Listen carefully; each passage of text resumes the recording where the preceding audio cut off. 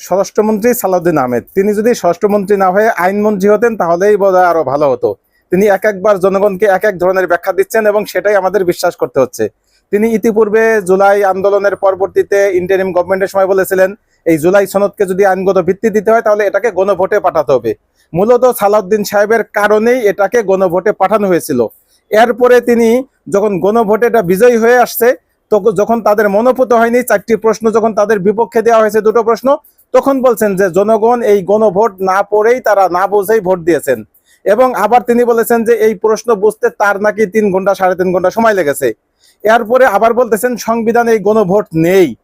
এরপরে বলতেছেন সংস্কারের যে বিষয়টা সেটা সংবিধানের বিষয় না, সংসদের বিষয় না, বরং সেটা আদালতের বিষয়, আদালত সেটাকে ডিসাইড করবে।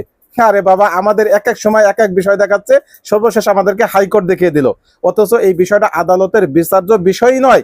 কারণ বাংলাদেশের জনগণ যেখানে নির্ধারণ করেছে যে বাংলাদেশ কিভাবে চলবে, সেই বিষয়টা আদালত নির্ধারণ করতে পারে না। আদালত ঠিক করার কোনো এখতিয়ারই নেই যে বাংলাদেশের জনগণ কি ভাববে কি ভাববে না, তাদের কনস্টিটিউশন কি আগেরটা থাকবে না কি নতুন হবে, সেটা জনগণ বুঝবে, জনগণের সিদ্ধান্ত। অতএব এই 9-6 বুঝিয়ে তিনি আজকে আবার আরেকটা নতুন কথা বললেন যে এই নতুন যে চলতেছে,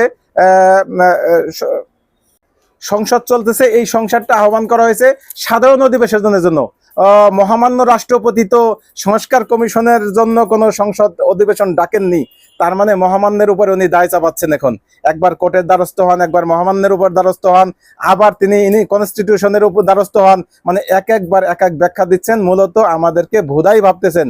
কিন্তু জেনজি যে আসলেই ভোদাই নয় এটা তারকে বুঝতে হবে। তার একই মুখের দ্বিচারিতা, একবার একরকম কথা বলতেছেন, পুনরায় তিনি সেটার থেকে ইউটার্ন করে তার সুবিধা মতো অবস্থানে তিনি ব্যবহার করতেছেন ভাষা।